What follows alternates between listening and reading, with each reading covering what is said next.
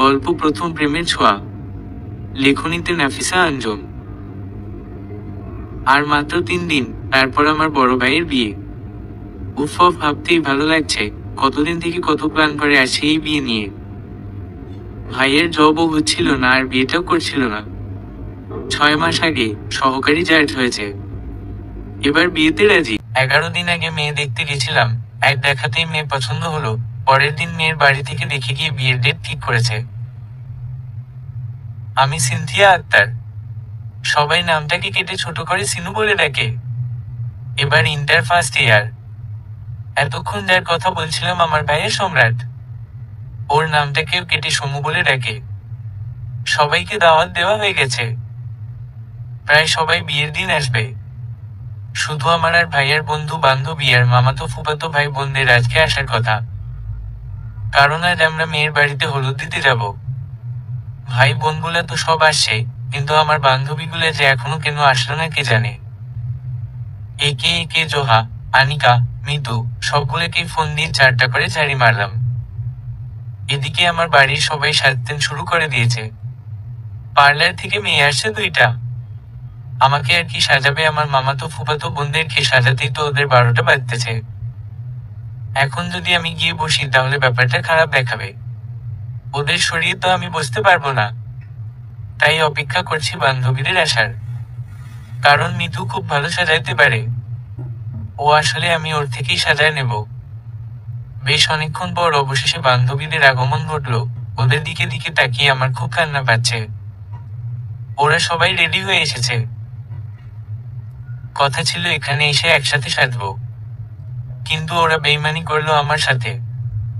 দৌড়ে গিয়ে ওদেরকে বললাম, এজন্যই হলুদের শাড়ি তোদেরকে আগে দিতে চাইনি। আমার এখানে থাকলে তোরা এখানে এসেই সাজতি, বলে নেকা কান্না শুরু করলাম। ওই জান সোনা, কাঁদিস না প্লিজ, পাশ থেকে জোহা বলে উঠল। আমি বললাম, কাঁদবো না, কি করবো আমি, বাইরে সবার সাজ হয়ে গেছে। যা তোরা আমাকে রেখে যা। ওরা সবাই এসে উঠল। আনিকা বলল, আরে তুই ভলিবরের বোন, সবাই তো তোরেই খুঁজবে, আমাদের কি আর পাত্তা দিবে না, এই আফসোসের সুরে। আমি ওদের কিল ঘুষি মারতে মারতে ঘরে নিয়ে আসলাম। তারপর মিতুকে বললাম তাড়াতাড়ি করে সাজিয়ে দিতে। ও হ্যাঁ, আমরা সবাই এক কালার শাড়ি কিনেছি হলুদে পরার জন্য, হলুদ শাড়ি সবুজ পাড়। মিতু আমাকে সাজিয়ে দিচ্ছে, কিন্তু আমার একটা সমস্যা হলো, একভাবে বেশিক্ষণ থাকতে পারি না, কেমন যেন লাগে। তাই নড়াচড়া করার জন্য মিতুর কয়েকটা ধমক হজম করলাম। অর্ধেক সাজ হওয়ার পর মিতু বলল শাড়ি পরে নিতে, ততক্ষণে নাকি সাজটা বসবে ভালো। কি আর করার, শাড়ি পরি আগে। এই বলে আয়নার দিকে তাকাতেই চমকে উঠলাম। পুরো মুখ সাদা, চোখের পাতা, ঠোঁট ভ্রু সাদা হয়ে আছে। মিতুকে বললাম, ওই বজ্জাত ছেড়ি, এসব কি করছিস? ও বলল যে এখনো মিশানো হয়নি, আগে চুপচাপ শাড়ি পরতো। আর কিছু বললাম না, অনেক ধমক খাইছি আর না। শাড়ি পরা প্রায় শেষ, এমন সময় শাড়ির আঁচলের কাছে অনেকখানি ছেঁড়া বের হলো। বুক ফাইটে কান্না আসতেছে। সবার জন্য তো শাড়ি কিনছি, কারো শাড়ির কিছু হলো না, আমার বেলাতেই এমন হতে হলো। আমার চিল্লাচিল্লি শুনে বাড়ির সকলে ছুটে এলো। ভাইয়া এসে বলল, কাঁদিস না ছুটকি, আমি রাগ করলে বা কান্না করলে ভাইয়া আদর করে ছুটকি বলে ডাকে, আমি দেখছি কি করা যায়। এই বলে ভাইয়া কাউকে একটা ফোন দিল। ভাইয়া হ্যালো শিশির। ওপাশ থেকে কিছু শোনা যাচ্ছিল না। ভাইয়া তোরা কত দূর? আচ্ছা এক কাজ কর, আর একবার একটু বাজারের ভেতরে যা, গিয়ে রহমত ভাইয়ের দোকান থেকে হলুদের শাড়ি নিবি একটা। বলবি যে সম্রাট আগে যে শাড়ি নিয়েছিল সেই একই শাড়ি যেন আর একটা দেয়। আর অবশ্যই ভালোভাবে দেখে নিবি। ভাইয়া ফোন কেটে মুচকি হেসে আমার কাছে এসে বলল, অন্তত আজকের দিনে আমার বোনটার কোনো ত্রুটি যেন না থাকে। তবে তোকে কেমন যেন সাদা বিলাই লাগতেছে, বলেই দৌড় দিল। তবে রে, আমাকে আবারও সাদা বিলাই বললি, আর তোর একদিন কি আমার একদিন। এমনিতেই ফর্সা হওয়ার কারণে সবাই সাদা বিলাই বলে, তার ওপর আজ আরো মেকআপ। আমাদের 2 ভাই বোনের কাহিনী দেখে সবাই হেসে ওঠে। একটু পর শিশির ভাইয়া এসে হলুদের শাড়িটা দিয়ে যায়। শিশির ভাইয়া ও সমু ভাইয়ার বন্ধু, আমাদের বাড়ির পাশেই বাড়ি। এর আগেও অনেকবার এসেছে আমাদের বাড়িতে, আমাকে ছোট বোনের মতোই ভালোবাসে। শিশির ভাইয়া গেছিল ভাইয়ার অন্য বন্ধুদের নিয়ে আসতে। সমু ভাইয়া যখন ফোন দেয় তখন নাকি ওরা শাড়ির দোকান পার হয়ে আসছে, তাই আবার গিয়ে নিয়ে আসে। এবার শাড়ির প্যাকেট খুলতেই তো আমি আর এক দফা অবাক। সবার শাড়ি হলুদ আর সবুজ, আমার শাড়ি হলুদের সাথে লাল। আবার শাড়ি নিয়ে ভাইয়ের ঘরে গেলাম। এটা কি রঙের শাড়ি এনেছে তোমার বন্ধু? দেখো, এটা যে কিনেছে আমি তাকেই পরাবো। ঘরে ঢুকতেই একজনের সাথে ধাক্কা খেলাম। মুখের দিকে তাকাতেই দেখলাম আমার দিকে বড় বড় চোখে তাকিয়ে আছে। বুঝলাম না এভাবে তাকানোর কি আছে। যাই হোক, পাত্তা না দিয়ে বললাম যে সমু ভাইয়া কই। আমি যতটা জোরে বলছি উনি ঠিক ততটাই আসতে বলল, শাড়িটা আমার পছন্দের। আমার মেজাজ ঘুরে গেল। বললাম, ও ও, তাহলে আপনি পছন্দ করেছেন, তাহলে তো শাড়িটা আপনাকে পরানো উচিত। পেছনে থেকে শিশির ভাইয়া বলে উঠল, হলুদ আর সবুজ কালার শাড়ি ছিল না বনু? আর একটা ছিল হলুদ আর নীল, কিন্তু অর্ণব বলল যে লাল হলুদটা নিতে, তাই এটাই নিলাম। কি আর করার, এমনিতেই অনেক দেরি হচ্ছে আমার জন্য, তাই আর কিছু বললাম না। ঠিক আছে বলে আসতে লাগলাম। কেউ একজন বলল, লাল হলুদটাই বেশি মানাবে। কেন জানি কথাটা ভালো লাগলো। কে বলেছে সেটাও বুঝেছি। ওই কি যেন নাম, অর্ণব। উনি বলেছি। এসে শাড়ি পরে বাকি সাজ সাজার জন্য বসলাম। যাক, সাজ কমপ্লিট। আয়নার দিকে তাকালাম, নিজেকে নিজেই চিনতে পারছি না। এত গর্জিয়াস সাজ আগে সেজেছি বলে মনে হয় না। জোহা আর আনিকা এতক্ষণ ফোনের দিকে তাকিয়েছিল। মিতু যখন বলল যে দেখতো আমাদের সিনু রানীকে কেমন লাগছে, মিতুর কথায় ওরা আমার দিকে তাকিয়ে চিৎকার দিয়ে বলল, এটা কি আমাদের সিনু? ওদের কথায় বেশ লজ্জা পেলাম। আনিকা বলল, সিনু, বিশ্বাস কর তোকে একদম পরীর মতো লাগছে। মিতু বলল, আরে আমাদের সিনু রানী তো এমনিতেও অনেক সুন্দর, আজ হলুদ লালে একদম ডানা কাটা পরি লাগছে। মিতু বলল, আর যাই বল, অর্ণব ভাইয়ের পছন্দ আছে বটে। হলুদ সবুজের থেকে তো লালটাই বেশি মানিয়েছে। এতক্ষণে আমারও মন বলল, আসলেই তো, এই শাড়িটা সত্যি অনেক সুন্দর। সবাই রেডি হয়ে চলে গেলাম বউয়ের বাড়িতে। এক গাড়িতে ছেলেরা আর এক গাড়িতে মেয়েরা। মেয়েদের জায়গা কিছুটা কম হওয়ায় 2-3 দিয়ে ছেলেদের গাড়িতে যেতে বলেছে। যেই বলেছে অমনি আমার ফুফাতো বোনেরা ওই গাড়িতে যাওয়ার জন্য নাচতেছে। আমার ফুফাতো বোন সিফা রিয়া আমার থেকে 2 বছর আর 1.5 বছরের বড়। কণা আমার সমবয়সী। একটু আগে সিফা আপু রিয়া আপুকে বলছিল যে সম্রাট ভাইয়ার একটা বন্ধু এসেছে। কি কিউট, ঠোঁটগুলো মনে হয় খেয়ে ফেলি। বোঝা গেল অর্ণব ভাইয়ার কথাই বলেছে। আনিকা শুনে আমাকে বলতেছে, আমিও জানি এরা একটু লুচু আছে, তাই কিছু বললাম না। কিন্তু ভাব দেখলে বাঁচি না। এমন ভাব করে মনে হয় মাটিতে পা ফালায় না। ঢং করে আবার অর্ণব ভাইয়ার সামনে গিয়ে সেলফি তুলতেছে। অর্ণব ভাইয়া ওদের দিকে না তাকিয়ে গাড়িতে গিয়ে বসায়। এক একজনের মুখ কালো হয়ে গেল। আর এদিকে আমাদের হাসি আটকায় কে? যা করে 3 জনে ওই গাড়িতে যাবে। কি শান্তি। মামাতো বোন গুলা ভালো। আর যাই করুক ওদের মতো ওভার অ্যাক্টিং করে না।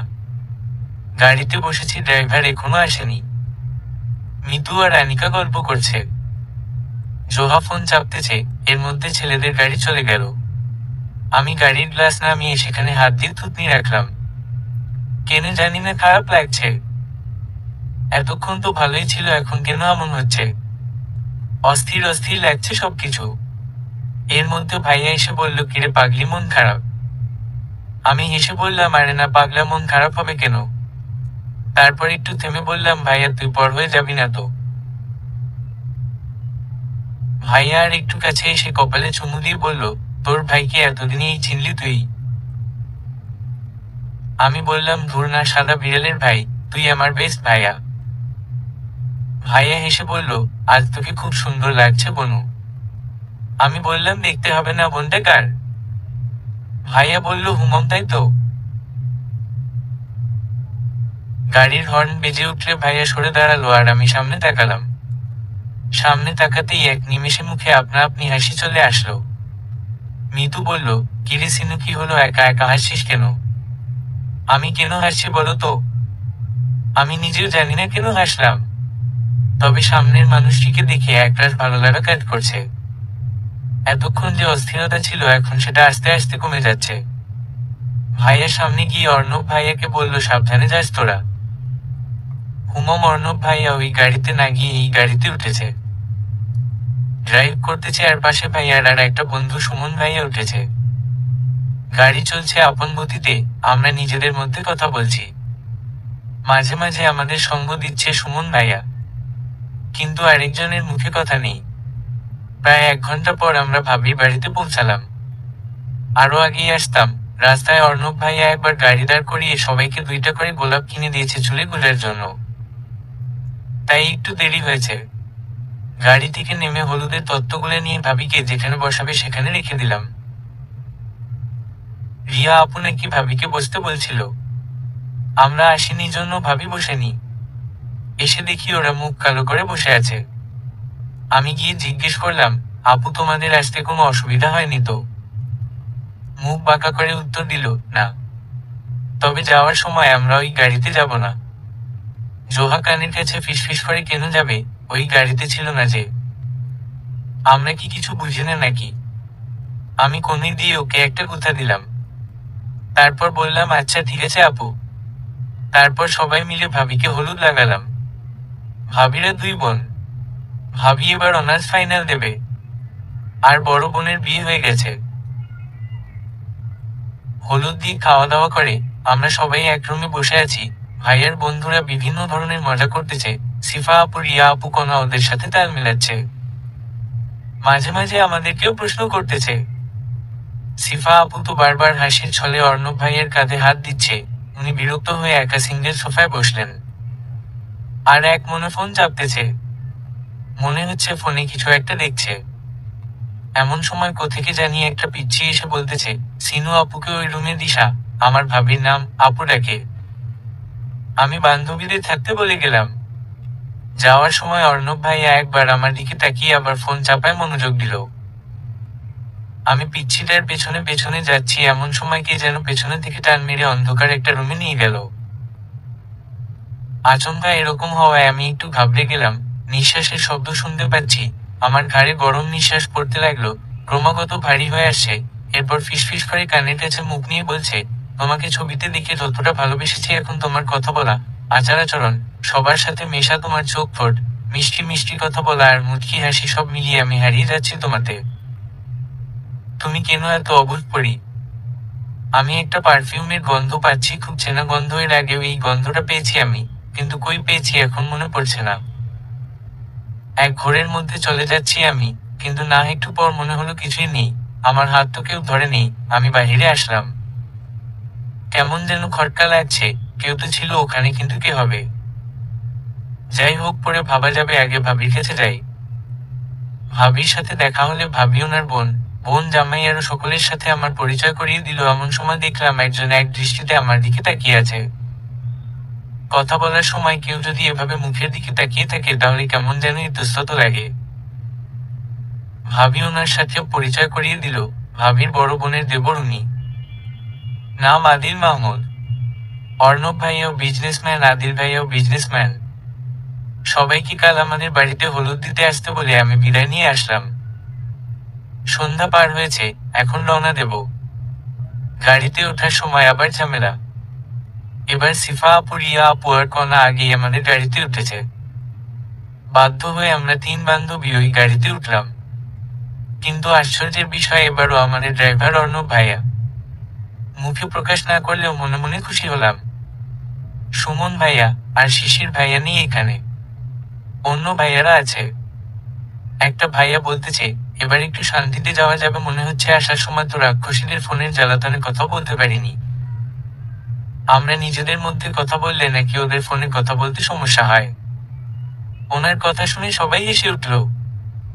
বাড়িতে এসে ফ্রেশ হয়ে ঘুমিয়ে গেলাম। আমার ঘরে আমি, আনিকা, মিতু আর জোহা। পাশের রুমে মামাতো বোনেরা আছে, আর ভাইয়ের রুমের পাশেরটাতে সিফা আপুরা। ওদের ইচ্ছাতেই নিয়েছে ওই রুম। আমি ঘুমানোর আগে মিতু, জোহা আর আনিকার কাছ থেকে একটা বিষয় জেনে নিলাম, আর সাথে সাথে শিওর হয়ে গেলাম। পরের দিন খুব ভোরে ঘুম ভেঙে গেল। দেখলাম বাহিরে কেউ এখনো ওঠেনি।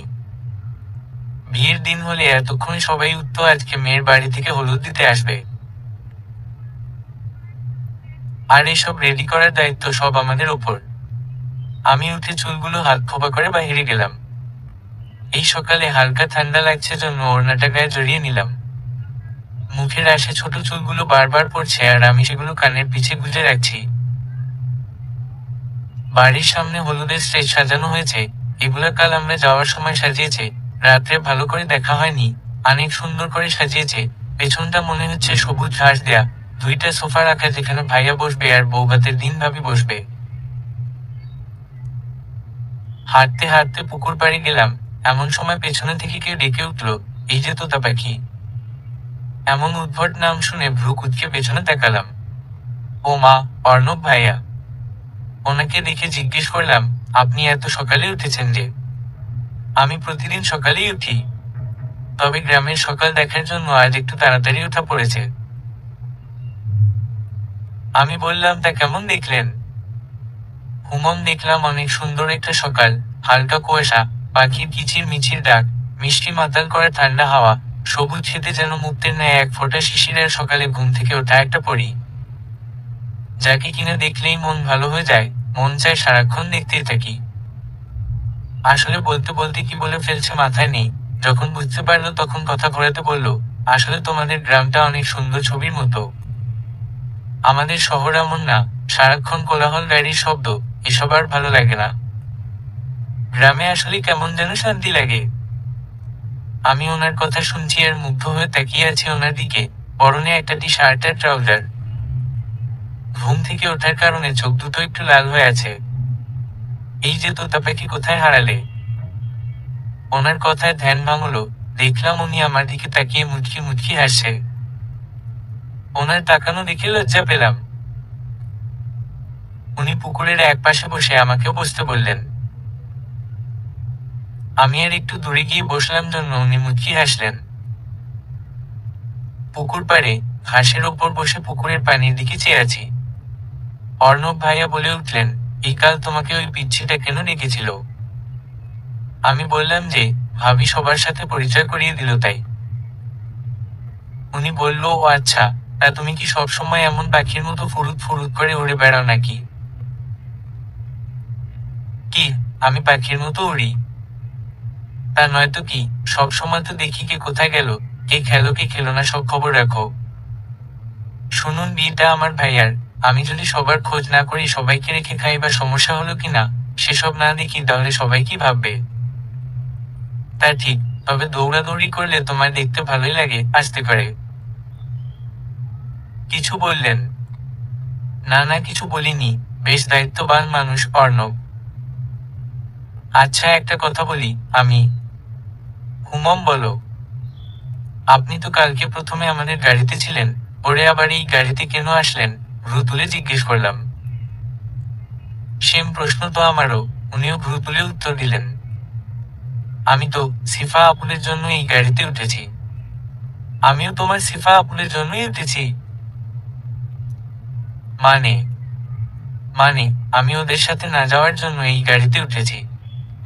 কিন্তু কেন? তোমার ভাইয়া তোমার খেয়াল রাখতে বলেছিল তো তাই। আর কিছু বললাম না। আশেপাশে 2-1 জন করে মানুষ উঠতেছে, গ্রামের মানুষ, এভাবে যদি একটা ছেলে আর মেয়েকে একসাথে দেখে তাহলে অন্য কিছু ভেবে নেবে। তাই অর্ণব ভাইয়াকে বলে উঠে আসলাম। পেছনে পেছনে উনিও আসলেন। আমা হঠাৎ বলে উঠলাম, কাল ওই অন্ধকার রুমে আপনি আমায় নিয়ে গেছিলেন। আমার কাছ থেকে হঠাৎ করে এমন কথা আশা করেনি উনি। তোতলাতে তোতলালে বলল, আমি কখন? মিথ্যে বলে লাভ নেই, আমি আসার সময় গাড়িতে আবারও ওই পারফিউমের গন্ধ পেয়েছিলাম যেটা ওই রুমে পেয়েছি। তারপর রাতে বান্ধবীদের জিজ্ঞেস করছিলাম যে আমি ভাবির কাছে আসার পর আপনি উঠেছিলেন নাকি। ওরা বলেছে হুমম। তাহলে এর মানে কি দাঁড়ায়? উনি এক হাত মাথায় দিয়ে মাথা নিচু করেছে।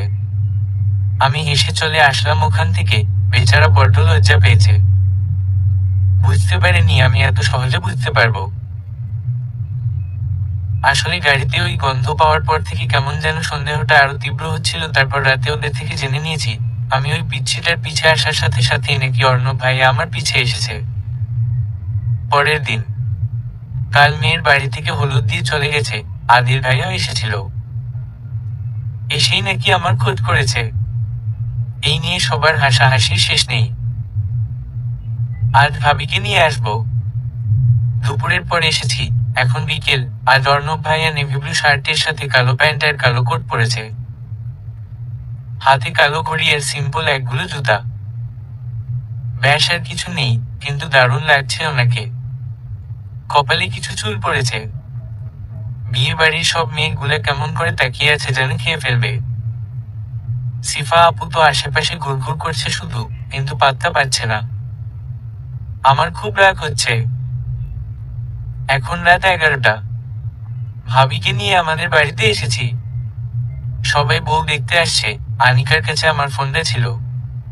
ওর ডেকে বলতেছে তোর ফোন এসেছে। ওর থেকে ফোনটা নিয়ে রিসিভ করার আগেই কেটে গেল।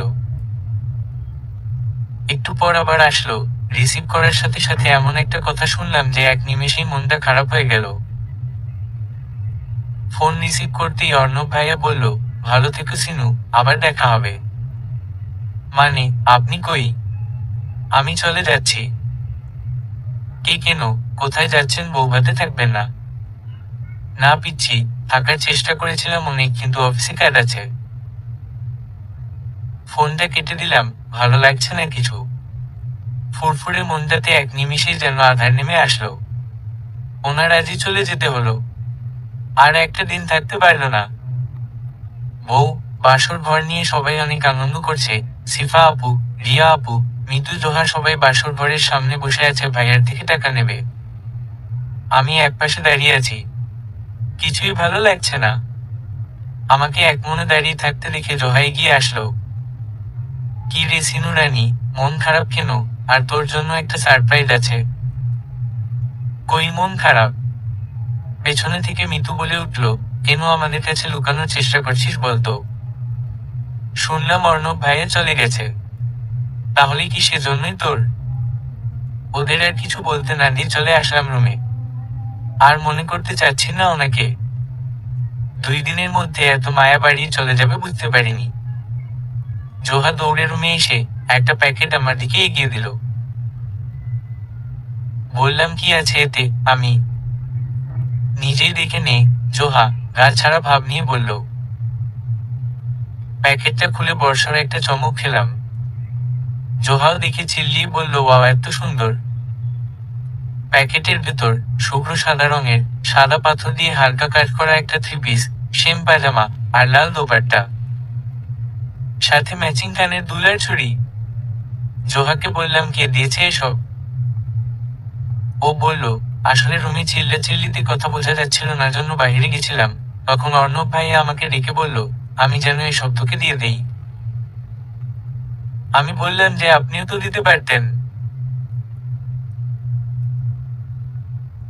আমাকে ধমক দিয়ে বলে, আমার সময় থাকলে অবশ্যই আমি দিয়ে আসতাম। জোহার কথা শুনে হাসবো না কাঁদবো বুঝতে পারছি না।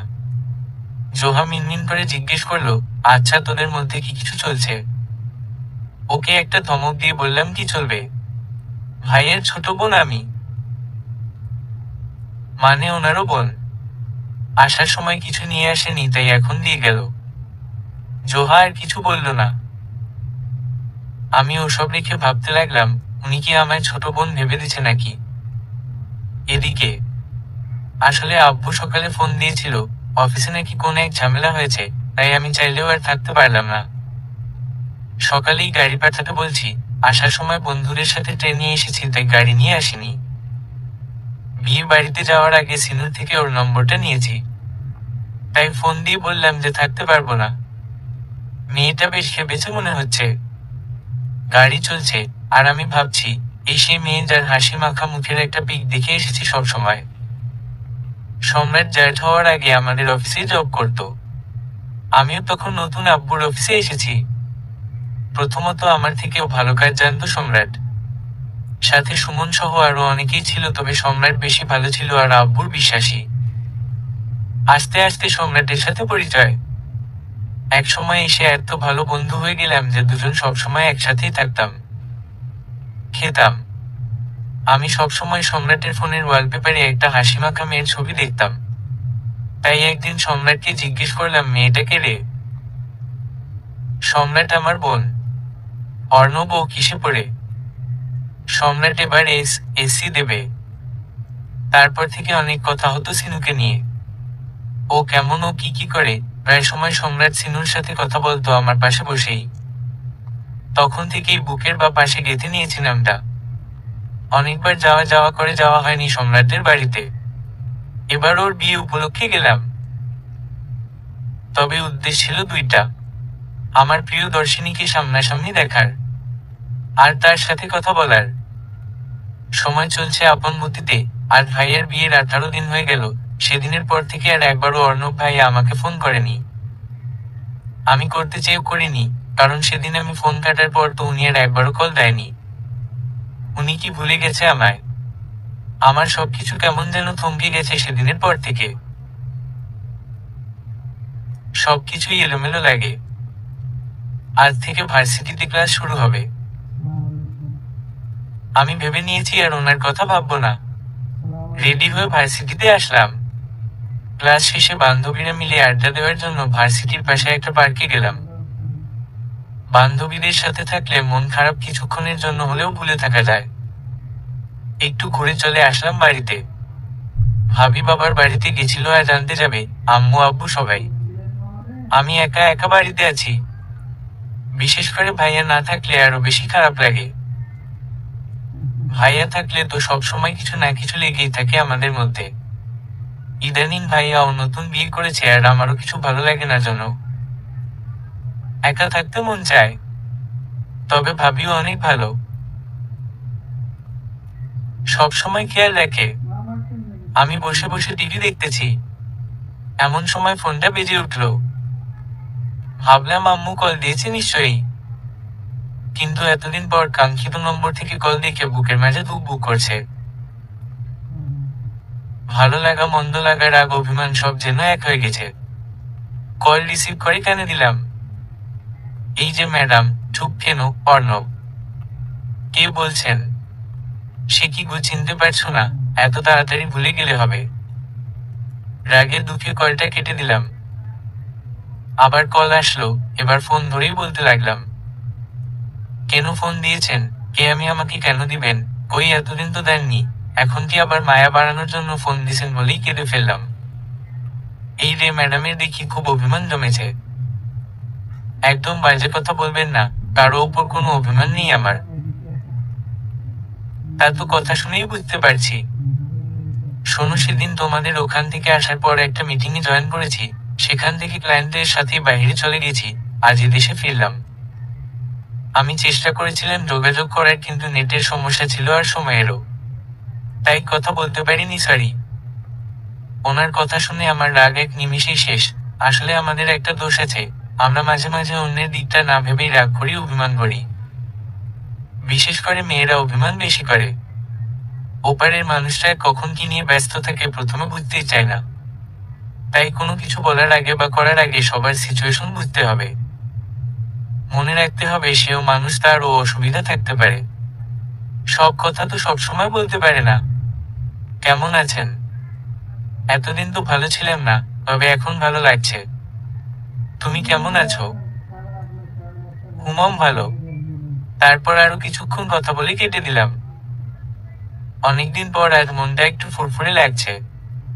চলে গেল আরো কয়েকদিন। সেদিনের পর থেকে রোজ কথা হয় অর্ণব ভাইয়ার সাথে। আজ ভার্সিটি থেকে ফেরার সময় আদিল ভাইয়ার সাথে দেখা। বাইক নিয়ে আমাদের বাড়ির সামনের রাস্তা দিয়ে যাচ্ছিল। তো বাড়িতে আসতে বললাম, এক কথাতেই রাজি হয়ে গেল। এসে ভাবিকে বললাম, ভাবি দেখো কে এসেছে। ভাবি বের হয়ে এসে বলল, আরে আদিল ভাই আপনি? ভাবি সিনথিয়া আসতে বলল, এই পাশেই যাচ্ছিলাম তাই আসলাম। ভাবলাম একবার দেখা করেই যাই। খুব ভালো করেছেন ভাইয়া, ফ্রেশ হয়ে বসুন। ভাবি, না না দিশা, আজ বসবো না, আর একদিন। আমি বললাম, আরে বসুন তো, অন্যদিন ওয়াশিয়ে বসিয়েন। আমার কথা শুনে ভাবি ও আদিল ভাইয়া হেসে উঠল। তারপর আম্মুর সাথে কথা বলে নাস্তা খেয়ে চলে গেল। যাওয়ার সময় আমার পাশে এসে আসতে করে বলে গেল, খুব তাড়াতাড়ি আবার দেখা হবে। ওনার কথার আগামাথা কিছুই বুঝলাম না। যত দিন যাচ্ছে অর্ণব ভাইয়ের প্রতি তত ফুটবল হয়ে পড়ছি। অর্ণব ভাইয়ের ছোট ছোট রাগ, আদেশ নিষেধ সবই ভালো লাগে। প্রথম প্রেম কি এমন হয়? মাঝে মাঝে খুব দেখতে ইচ্ছে করে, কিন্তু ওনাকে মুখ ফুটে বলতে পারি না।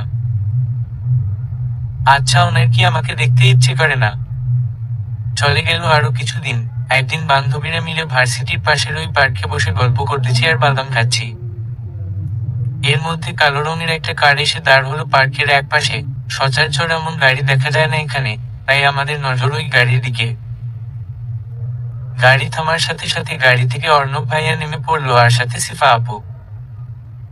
ওদের একসাথে দেখে সিফা আপুদের বাসা এখানেই। সিফা আপু তো ঢাকায় গেছিল, তাহলে অর্ণব ভাইয়ার সাথে কেন আসলো? আর অর্ণব ভাইয়া এবার সিফা আপুকে কেন বাড়িতে নিয়ে আসলো? আমি যতদূর জানি ঢাকা থেকে আমাদের এখানে কারে আসতে 5 ঘন্টা লাগে। অর্ণব ভাইয়া আমাকে দেখতে একদিনও আসলো না আর সিফা আপুকে নিয়ে আসলো। তাহলে উনি কি আমায় ঠকাচ্ছে? বান্ধবীদের জিজ্ঞেস করলাম, আমি যা দেখছি তোরাও কি তাই দেখছিস? ওরা সকলেই বলল, হ্যাঁ রে, এটা তো অর্ণব ভাইয়া আর সিফা আপুই। বুক ফেটে কান্না আসছে আমার। অর্ণব ভাইয়া এভাবে আমাকে ঠকাতে পারলো? ফোনে তো সবসময় ভালোবাসি ভালোবাসি বলতে থাকে, আমি উত্তর দেই না জন্য কত বায়না করে, আর নিজে এখন এসব করে বেড়াচ্ছে। ভাবনার জগৎ থেকে বের হয়ে দেখি গাড়িটা চলে গেছে। ওদেরকে বললাম, চল আজ আর থাকবো না, বাড়ি যাব। ওরা সবটাই জানে, তাই আর কিছু বলল না। বাড়িতে আসতেই দেখি ওই গাড়িটা বাড়ির সামনে দাঁড় করানো আছে। বাড়ির ভেতর যেতেই দেখলাম ভাইয়া আর অর্ণব ভাইয়া কথা বলতেছে। আমাকে দেখে একটা হাসি দিল। এই হাসিটা আমাকে ঘায়েল করার জন্য যথেষ্ট ছিল, কিন্তু এখন এই হাসিটা আমার একদম সহ্য হচ্ছে না। কারো সাথে কথা না বলে আমি আমার মতো আমার রুমে চলে গেলাম। রুমে এসে দরজা লাগিয়ে দিয়ে ভাবতে লাগলাম, অর্ণব ভাইয়া কেন এমন করলো আমার সাথে? এই কিশোরী মনে নিজেই জায়গা করে নিয়ে এখন আবার আমারই ফুফাতো বোন সিফাকে, ছি।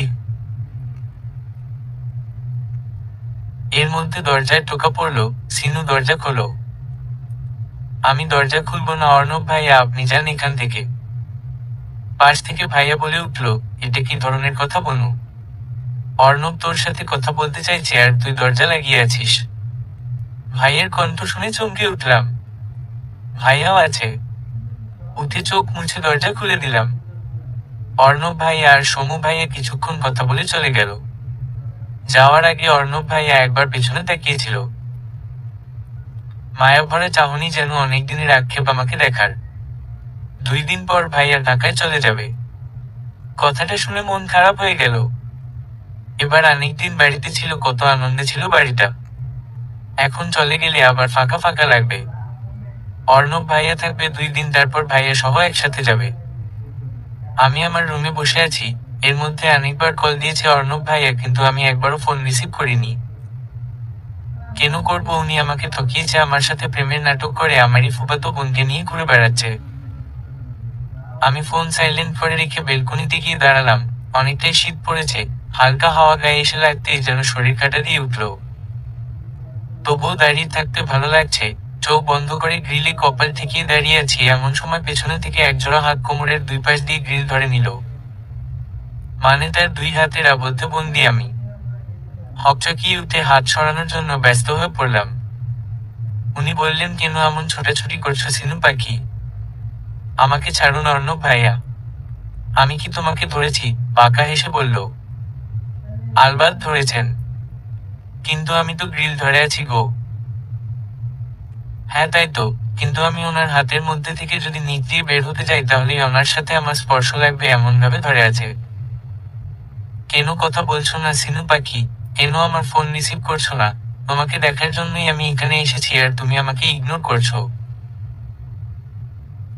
ওনার এই আবেদন মাখা ধীরে ধীরে কথা বলার ধরন দেখে বুকটা কেঁপে উঠল। উনি কি আমার জন্যই এসেছে এখানে? তাহলে সিফা আপু ওর সাথে কেন ছিল? আমাকে দেখার জন্য এসেছেন আপনি? হুম, তোমাকে দেখার জন্য মনটা ছটফট করছিল। এখান থেকে গিয়ে বাইরে গেলাম, ফিরে এসে অনেকটা কাজ ছিল তাই আসতে পারিনি। এখন ফ্রি তাই চলে আসলাম। তাহলে সিফা আপু, আপনি সিফা আপুর সাথে কেন ছিলেন?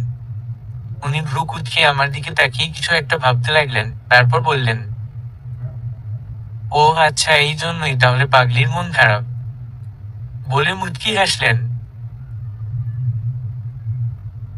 মানে? মানে আমি যে তোমার সিফা আপুকে নিয়ে এসেছি এই জন্য তুমি এমন করছো। আমি কিছু না বলে চুপ করে রইলাম। আরে পাগলি শোনো, তোমার শিফা আপু নাকি ওর কোনো এক আত্মীয়র বাসায় গেছিল। আমি যে তোমাদের বাড়িতে আসবো সেই কথা সম্রাট জানতো। ওই আমাকে বললো আসার সময় যেন সিফাকে নিয়ে আসি। আমি বলেছিলাম যে আমি কেন, বললো যে মেয়ে মানুষ ভাই একা একা কিভাবে আসবে, তাছাড়া তুই তো আসছিস, নিয়ে আসিস। তাই আমি আর কিছু বলিনি, বাধ্য হয়ে নিয়ে আসি। আমি এতক্ষণে বুঝতে পারলাম যে আমি এমনি এমনি অনেকে ভুল বুঝলাম। তা পাগলি, এখন কি রাগ কমেছে? হুমম। তারপর কানে কানে বলল, একবার বলো ভালোবাসি। ওনার ফিসফিসিয়ে কথা বলাতে হালকা কেঁপে উঠলাম। তারপরও আস্তে করে ভালোবাসি বলেই চলে আসলাম রুমে। আর উনি চলে গেল। এইভাবে ভালোবাসি বলাতে নিজেরই লজ্জা লাগছে, এত কাছে থেকে কিভাবে বললাম। ফোনটা হাতে নিয়ে বিছানার দিকে তাকাতেই একটা বক্স দেখতে পেলাম। বক্সটা খুলতেই অনেকগুলো চকলেট চোখে পড়লো, সব আমার পছন্দের চকলেট। মনে মনে অর্ণব ভাইকে অসংখ্য ধন্যবাদ দিলাম আমাকে এতগুলো চকলেট দেওয়ার জন্য। সময় চলমান, কেটে গেছে আরো বেশ কিছুদিন। সেদিনের পর থেকে আমাদের ভালোবাসা আরো বেড়ে গেছে। ওনাকে যে এমনি এমনি ভুল বুঝেছিলাম এখন ভাবলেই লজ্জা লাগে। ভাইয়া ঢাকাতে আলাদা ফ্ল্যাট ভাড়া নিয়েছে, না হলে এখানে ভাবি একা একা, আবার ভাইয়ারও একা একা থাকতে হয়। পরশু আমি আর ভাবি ঢাকায় যাব। এখন তো পুরোপুরি শীতকাল, ভার্সিটি বন্ধ আছে কিছুদিনের জন্য। ভাইয়ারও নতুন বাসা, তাই ভাবলাম ঘুরে আসি। সব গোছগাছ শেষ। অর্ণব ভাইয়াকে বলেছি যে ঢাকায় যাব। উনি তো খুব খুশি। ভাইয়া একটা প্রাইভেট কার ঠিক করেছে আমাদের বাড়ির পাশের একজনের। দুটা মেয়ে মানুষ যাচ্ছি, তাই চেনা পরিচিত ড্রাইভার। শীতকাল হওয়াতে বেশ ভালোই হয়েছে, কারণ শীতকালে গাড়িতে উঠে গ্লাস নামিয়ে ঠান্ডা বাতাস উপভোগ করার একটা আলাদা মজা। প্রায় দুপুরের দিকে পৌঁছালাম ঢাকায়। এটা 8 তলা একটা বিল্ডিং এর 4 তলার ফ্ল্যাট ভাইয়া নিয়েছে। মেড 4 রুম, রুমে 3টা বেডরুম, একটা ড্রয়িং রুম, একটা কিচেন আর 2টা বেলকনি। মোটামুটি বড় আছে। আমি একটা রুম নিলাম। রুমে ঢুকে ফ্রেশ হয়ে বেলকনিতে গিয়ে দাঁড়াতেই চোখ আটকে গেল একটি বাড়ির দিকে। 3 তলার একটা বাড়ি, এক পাশে টাইলস দিয়ে ডিজাইন করা, এক পাশে 2টা গাড়ি রাখা আছে। আর ছাদটা মনে হচ্ছে ফুলের বাগান, বিভিন্ন ধরনের ফুলের গাছ দিয়ে ভর্তি। ছাদের এক পাশে দোলনা। আমি 4 তলা থেকে স্পষ্টভাবে সব দেখতে পাচ্ছি, মনে হচ্ছে বাড়িটা জ্বলজ্বল করছে। আমার খুব আগ্রহ জাগলো ওই বাড়ির সামনটা দেখার আর ছাদে ওঠার। জানি এই শহরে পাশাপাশি থাকলেও মানুষে মানুষে মিল নেই, সবাই যেন শুধু নিজের কাজ আর নিজেকে নিয়ে ব্যস্ত থাকে। একই ফ্ল্যাটে থাকলেও দেখা যায় মানুষ মানুষকে চিনতে পারে না। অথচ আমাদের গ্রামে সেই কতদূর পর্যন্ত মানুষের সাথে পরিচয় থাকে। একবার দেখা হলে কত শত কথা বলা হয়। একটা দীর্ঘশ্বাস ফেলে রুম থেকে বেরিয়ে আসলাম। আজকে ভাইয়া বাইরে থেকে খাবার নিয়ে আসছে। অতদূর থেকে এসেই রান্না করা সম্ভব না, তাই দুপুরের খাবারটা বাইরে থেকে আনা খাবার খেলাম। যদিও এখন দুপুর পার হয়ে গেছে। এখানে আসার পর অর্ণব ভাইয়ার সাথে একবারও কথা হয়নি। রুমে গিয়ে দেখলাম অর্ণব ভাইয়ার 13টা মিস কল।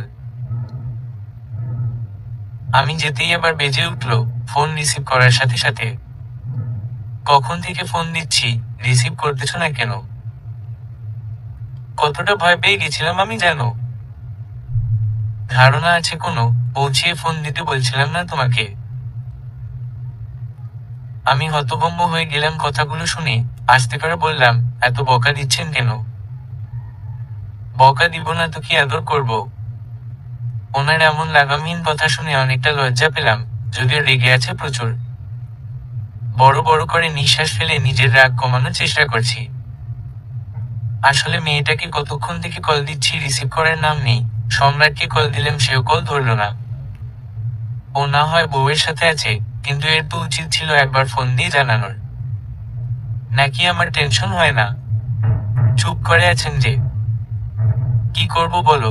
আমার কত টেনশন হচ্ছিল। তুমি সম্রাটকেও ফোন ধরছিলে না। আমার দম বন্ধ লাগছিল, মনে হচ্ছিল পুরো পৃথিবী থমকে গেছে। ওনার কথা শুনে অজান্তেই চোখ দুটি ভিজে গেল। এত ভালোবাসা উনি আমায়। আর আমি বেখেয়ালি করে ফোন দেইনি। উনি বলল একটু পর আসি, বলে ফোন কেটে দিল।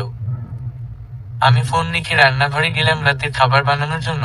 সব রান্না না জানলেও কিছু রান্না পারি, আর না হলে ইউটিউব দেখি। এর মধ্যে ভাবি এসে বলতে লাগলো, এই সিনু তুই কেন রান্নাঘরে যা, আমি রান্না করছি। ভাবি প্রতিদিন তো তুমি আর আম্মু রান্না করো, আজকে আমি সাহায্য করি। আম্মুর কথা মনে হতেই মনটা খারাপ হয়ে গেল। আম্মুর সাথে কথা বলতে হবে। লাগবে না পুতকি, যা তুই ফ্রিজে আইসক্রিম রাখা আছে দেখ। আইসক্রিমের কথা শুনে আর দাঁড়ালাম না, এক দৌড়ে চলে গেলাম। ভাবি মুচকি হেসে বলল, পাগলি একটা। সময়টা সন্ধ্যা পার হয়েছে, আকাশে অন্ধকার নেমে এসেছে। শীতকাল হওয়াতে চারিদিক কুয়াশায় ঢেকে গেছে। হঠাৎ মনে পড়লো ওই বাড়িটার কথা। আবার চলে গেলাম বেলকনিতে। সাদা কুয়াশায় বাড়ির লাইটগুলো মোমের মতো জ্বলে আছে। মনে হচ্ছে একটু জায়গা পর পর একটা করে মোমো জ্বালানো আছে। ছাদের দুই পাশে দুইটা লাইট জ্বলছে, এতে যেন ছাদের সৌন্দর্য আরো কয়েক গুণ বেড়ে গেছে। দিনের থেকে বেশি ইচ্ছে জাগলো রাতে ওই ছাদে যাওয়ার। দেখলেই যেন মন ভরে যায়।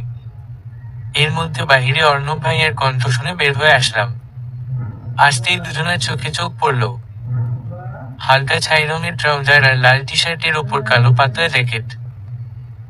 বুক খুলে রাখা। চুলগুলো ভেজা ভেজা, মনে হয় শাওয়ার নিয়ে এসেছে। বুঝলাম না এই ঠান্ডায় গোছলের কি আছে। যাই হোক, এই লুকে দেখে আবারও ক্রাশ নামক বাস খাইলাম। এগিয়ে গিয়ে দেখলাম ভাবির রান্না প্রায় শেষ। উনি আমার দিকে তাকিয়ে একটা চোখ টিপ দিয়ে ভাবিকে বললেন কোনো কিছু থাকলে দিতে। অফিস থেকে ফিরে গোছল করে না খেয়ে এসেছে। না খেয়ে এসেছে শুনে খারাপ লাগলো, দৌড়ে গিয়ে দেখলাম ভাবি মাংস ভুনা আর খিচুড়ি করেছে। এখন আলু ভাজি আর বেগুন ভাজি করতেছে। আমি টেবিলে খাবার সাজিয়ে ওনাকে ডাক দিলাম। ভাবি তখনও রান্নাঘরে আছে। উনি বসতে বসতে বলল, বাহ বউ, দেখছি অনেক বড় হয়ে গেছে। বরের খেয়াল রাখতে শিখে গেছে। ওনার কথা শুনে লজ্জায় কান দিয়ে গরম ভাব বের হচ্ছে। তখনই ভাবি চলে আসে, আর উনি ভাবিকে দেখে বলে যে, ভাবি আপনার ননদ তো বেশ বড় হয়ে গেছে, বিয়ে দিবেন না? ভাবি মুচকি হেসে বলল, হুমাম দেব তো। উনি বাঁকা চোখে আমার দিকে তাকাতেই আমি চোখ রাঙিয়ে চলে এলাম।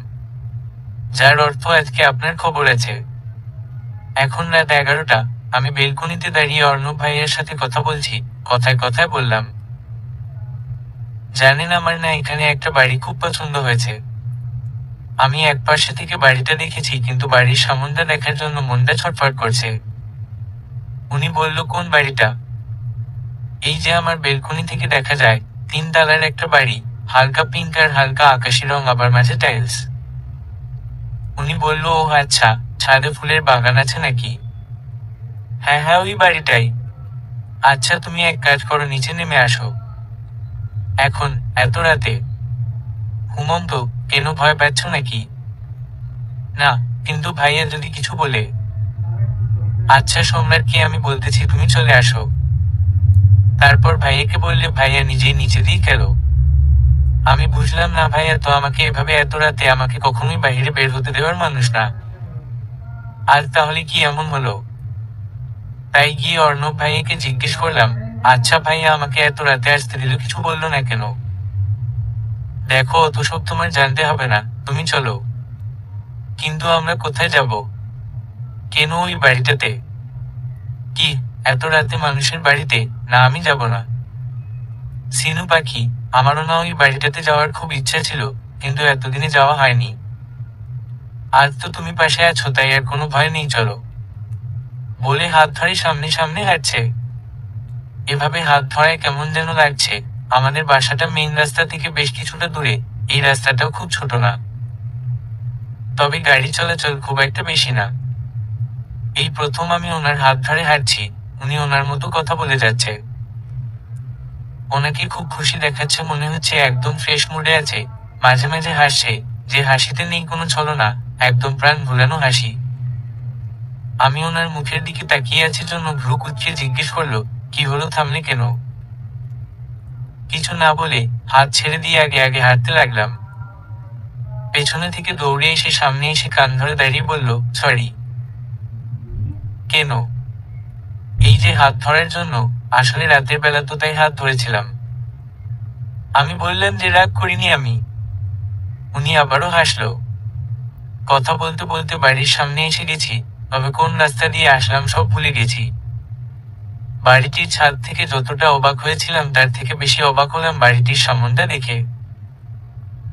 এত সুন্দর, মনে হয় পুরো বাড়িটা ফুলের বাগান। লাইটের আলোয় যা বুঝলাম, একপাশে কিছু ফলের গাছও আছে, যদিও খুব ভালোভাবে দেখা যাচ্ছে না। একে তো রাত আর কুয়াশা। আমরা বাহিরেই আছি এখনো, কারণ গেট তো বন্ধ। পেছনে গাড়ি আসার শব্দ শুনে অর্ণব ভাই আর আমি লুকিয়ে পড়লাম। একটু পর দারোয়ান এসে গেট খুলে দিল। গাড়ি ঢোকার সাথে সাথে আমরা দুইজন পেছনে পেছনে গিয়ে একটা গাছের আড়ালে লুকিয়ে পড়লাম, যদিও সব অর্ণব ভাইয়ের কথাতেই। কিন্তু বুকটা ধুকবুক করছে। এর আগে স্কুলে একবার পেয়ারা চুরি করতে গিয়ে ধরা খেতে খেতে বেঁচে গেছি। আজকে সেই ভয় লাগছে। নিজেকে চুন্নি ছাড়া আর কিছুই মনে হচ্ছে না। অর্ণব ভাইয়া, আমরা এখান থেকে। আর কিছু বলতে না দিয়ে উনি এক হাত দিয়ে আমার মুখ চেপে ধরলেন। সামনে তাকিয়ে দেখলাম দারোয়ান গেট লাগাতে গেল। মুখ থেকে হাত ছেড়ে দিয়ে বললেন, ধরা তো এখনই খাচ্ছিলাম। তারপর আমার হাত ধরে এক দৌড়ে বাড়ির পেছনে নিয়ে আসলেন। বাড়ির পেছনে আসতেই দেখলাম একটু জায়গা পর পর একটা করে ফল গাছ, আম, পেয়ারা, কমলা, মালটা গাছগুলো ছোট হওয়ায় দেখতে অনেক ভালো লাগছে। বিপরীত দিক থেকে দেখছিলাম বলে এগুলো আমি দেখতে পাইনি। একটু সামনে এগুতেই একটা মই, বাঁশ দিয়ে বানানো হয়, সিঁড়ির মতো। অর্ণব ভাইয়া বললেন, তুমি এটা দিয়ে উঠতে পারবে তো? হুমম, পারবো না কেন, আমি আগেও অনেকবার গাছে উঠেছি এগুলো দিয়ে। ও আচ্ছা, তাহলে উঠো। আমি কিছু দূর ওঠার পর আটকে গেলাম। এই মই তো ছাদ পর্যন্ত পৌঁছায়নি, দোতলার ছাদ পর্যন্ত হবে। আমি চিল্লিয়ে বলবো যে এটা তো ছাদে যায়নি, তারপর মনে হলো যে না, এখন চিল্লালে নির্ঘাত সবাই আমাকে চোর ভেবে খেলাবে। আমি আবার নিচে নেমে আসলাম। ও মা, অর্ণব ভাইয়া আবার কই গেল? পাশে দেখি একটা গাছের ডাল হেলেছিল জন্য উনি ওটা বেঁধে দিচ্ছে। এই আপনি অন্য মানুষের বাড়িতে এসে এসব কি করতেছেন হুমম? তোতলাতে তোতলাতে বলল, আরে ডালটা অনেকটা হেলিয়ে পড়েছিল, তাই আমি বেঁধে দিলাম। গাছ থেকে ধরে বলল, বেচারা গাছ কত কষ্টই না পাচ্ছিল। হি হি হি। আপনি হাসি বন্ধ করুন আর দেখুন যে ওই মই দিয়ে দোতলা পর্যন্ত যাওয়া যাবে, তারপর আর হবে না। আপনার জন্য চোরের মতো ঘুম জেগে মানুষের বাড়িতে আসায় ভুল হয়েছে। এখন তো সেই আবার ঘুরে যেতে হবে বলে নেকা কান্না শুরু করলাম। ধ্যাতো, একটু চুপ করবা, বুদ্ধুরাম একটা। এক ধমক শুনে মুখে হাত দিয়ে চুপ করে থাকলাম। আমি আগে উঠি, আমার পর উঠে এসো। তারপর ওনার পিছে পিছে দোতলা পর্যন্ত উঠে এলাম। ও মা, এখানটা দেখি উঠানের মতো কিছু জায়গা, তারপর ওখান থেকে তিনতলার ছাদে ওঠার জন্য সিঁড়ি গাঁথা আছে। আর পাশে আরো একটা মই আছে। ওনাকে জিজ্ঞেস করলাম, আচ্ছা সিঁড়ি থাকতেও মই কেন? এটা দিয়ে গাছ ছেটে দেওয়া হয়, যখন ফুলের গাছের আগাছা বড় হয় তখন এই মই কাজে লাগে। আচ্ছা, আপনি এত সব জানেন কিভাবে? মাথায় থেকে টুপিটা খুলতে খুলতে বলল, আসলে আমাদের বাড়িতেও এমন একটা মই আছে তো তাই জানি। কথা বলতে বলতে সেই কাঙ্ক্ষিত ছাদে এসে গেছি। ওনার বাড়ির কথা বলতেই বললাম, আপনার বাড়ি তো দেখালেন না। উনি দাঁড়িয়ে গিয়ে দুই হাত আমার দুই গালে রেখে বলল, খুব তাড়াতাড়ি একদম নিজের করে নেব তোমায়, আর তখন একবারই নিজের বাড়ি দেখে নিও। আমি লজ্জা পেয়ে সামনে এগিয়ে আসলাম। উফাফা, যেই ছাদে আসার জন্য মনটা ব্যাকুল হয়েছিল, আমি এখন সেই ছাদে আছি। কি যে ভালো লাগছে আমার। ফুলের গাছগুলো কুয়াশা পড়ে ভিজে গেছে, তবুও কোনো এক ফুল সুগন্ধ ছড়াচ্ছে। উনি কোথা থেকে একটা কাপড় এনে দোলনাটা মুছে দিয়ে বসতে বলল, তারপর একটা সাদা সদ্য ফোটা গন্ধরাজ ফুল এনে আমার মাথায় গুঁজে দিল। এই ফুল থেকেই গন্ধ ছড়াচ্ছিল। সবকিছু কেমন যেন স্বপ্নের মতো লাগছে। খুশিতে জড়িয়ে ধরলাম আমাকে এত সুন্দর একটা সময় উপহার দেওয়ার জন্যে। উনি না থাকলে কি এই সময় আসতে পারতাম? কখনোই না। উনি আলতো করে জড়িয়ে নিলেন। চলে গেছে বেশ কিছুটা সময়। আমি আর অর্ণব ভাইয়া দোলনায় পাশাপাশি বসে আছি। উনি এক পা দিয়ে হালকা দোল দিচ্ছে, আমি ওনার কাঁধে মাথা রেখে বসে আছি। সিনু পাখি হঠাৎ ডেকে উঠলেন, হুমম, ভালো লাগছে তোমার? খুব খুব ভালো লাগছে বলে বোঝাতে পারবো না। তোমার সব ইচ্ছে পূরণ করার চেষ্টা করব। আমি সত্যি খুব ভাগ্যবতী জানেন। কেন? এই যে আপনার মতো একজনকে পেয়ে। ভাগ্যবতী না হলে কি আপনাকে পেতাম? উনি মুচকি হেসে বললেন, পাগলি একটা। তোমাকে তো আমার হতেই হতো সিনু পাখি আস্তে করে বলল। আচ্ছা একটা কথা জিজ্ঞেস করি? হুম। আপনি জানলেন কি করে যে এখানে সিঁড়ি আছে আর সেটা দিয়ে ছাদে আসা যায়? আরে পাগলি, আমি এই এলাকার ছেলে, আমি বুঝবো না? ও, তাও ঠিক। কেটে গেছে আরো কয়েকটা দিন। সেদিন ওখান থেকে আসার সময় দারোয়ানের কাছে ধরা খাইছিলাম। অর্ণব ভাইয়া দারোয়ানকে কিছু টাকা দিয়ে ম্যানেজ করে নিছে। আশ্চর্যের বিষয়, দারোয়ান কেমন যেন ফ্যাল করে তাকিয়েছিল। আমার প্রথমে ভয় লাগলেও পরে হাসতে হাসতে শেষ। কাল বাড়িতে চলে যাব। এই কদিনে অনেক জায়গায় ঘুরেছি ভাইয়া ভাবি সহ। কাল যাব ভেবে মন খারাপ লাগছে। এদিকে আবার আম্মু আব্বুর কথা খুব মনে পড়তেছে। ভাবি তো এখানে থাকবে, তাই ভাইয়া আমাকে রেখে আসবে। শাওয়ার নিয়ে এসে চুলে টাওয়াল পেঁচিয়ে কাপড় গোছাচ্ছি, আর এই কদিনের ঘটে যাওয়া সব ঘটনাগুলো ভাবছি। সব থেকে মিস করবো ওই বাড়িটাকে। তখনই ফোন বেজে উঠল। অর্ণব ভাইয়া ফোন দিয়েছে। রিসিভ করে বেলকনিতে গিয়ে দাঁড়ালাম। কথা বলতে বলতে দেখলাম ওই ছাদে একটা মেয়ে উঠে এলো। নেভি ব্লু টপস এর কালো জিগেন্স পরা। মনে হয় মেয়েটাও মাত্র গোসল করে এসেছে। চুলগুলো মেলে দিল। কি কিউট মেয়েটা। আমি অর্ণব ভাইয়াকে বলতে গিয়েও বললাম না মেয়েটার কথা। ছাদে রোদ পড়েছে, তারপর দোলনায় বসলো মেয়েটা। আমি এক দৃষ্টিতে তাকিয়ে আছি মেয়েটার দিকে। কিছুক্ষণ পর চলে গেল, আমিও কথা বলে শেষ করে চলে আসলাম। আজ ভাবির সাথে অনেক কথা হলো, গল্প হলো, আবার কবে যাবে কে জানে। রাতে খেয়ে দিয়ে ভাবির সাথেই ঘুমালাম। আজ আর অর্ণব ভাইয়ের সাথে কথা হলো না। সকালে চোখ খুলে দেখি ভাবি পাশে নেই। উঠে ফ্রেশ হয়ে বাইরে গেলাম। গিয়ে দেখি আমার পছন্দের যে কিছু সব রান্না হচ্ছে।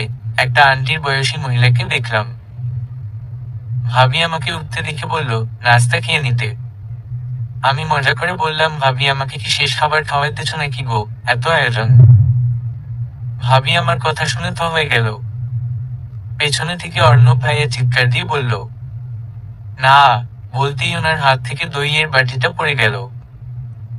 মূলত আমারই এই ঠান্ডায় দই খাওয়ার ইচ্ছে ছিল, আর সেটা ওনাকে বলেছিলাম। উনি সকালে উঠে দই নিয়ে এসেছে। আর আমার মুখে এমন কথা শুনে আমার দই। পেছনে থেকে অর্ণব ভাইয়া দৌড়ে এসে আমাকে জড়িয়ে একটা থাপ্পড় মারলো। আমি গাল ধরে ছলছল চোখে ওনার দিকে তাকালাম। উনি আমাকে মারতে পারল? ওনার চোখের দিকে তাকিয়ে দেখি রক্তবর্ণ ধারণ করেছে। নিজের চুল টেনে যতটা সম্ভব রাগ কমানোর চেষ্টা করছে। ভাবি এখনো দাঁড়িয়ে আছে। শব্দ শুনে ভাইয়াও রুম থেকে বেরিয়ে এসেছে। অর্ণব ভাইয়া আমার কাছে এসে দুই গালে হাত দিয়ে, সিনু পাখি, তুমি এমন কথা কিভাবে বলতে পারলে? তুমি জানো না তোমাকে ছাড়া অচল আমি। আমি যে বেঁচে থেকেও মরে যাব তোমাকে ছাড়া। তুমি কিভাবে বললে সিনু পাখি, কেন বললে তুমি? উনি কেমন পাগলের মতো করছে। এতক্ষণে ভাবি ভাইয়াকে সবটা বলেছে। ভাইয়া সবটা বুঝে এসে অর্ণব ভাইয়াকে জড়িয়ে ধরে বলল, আমি জানতাম তুই আমার বোনটাকে ভালোবাসিস, কিন্তু এতটা ভালোবাসিস তা বুঝতাম না। সত্যি আমি গর্বিত তোর মতো বন্ধু পেয়ে, আর আমি খুব তাড়াতাড়ি আমার বোনটাকে তোর হাতে তুলে দিতে চাই।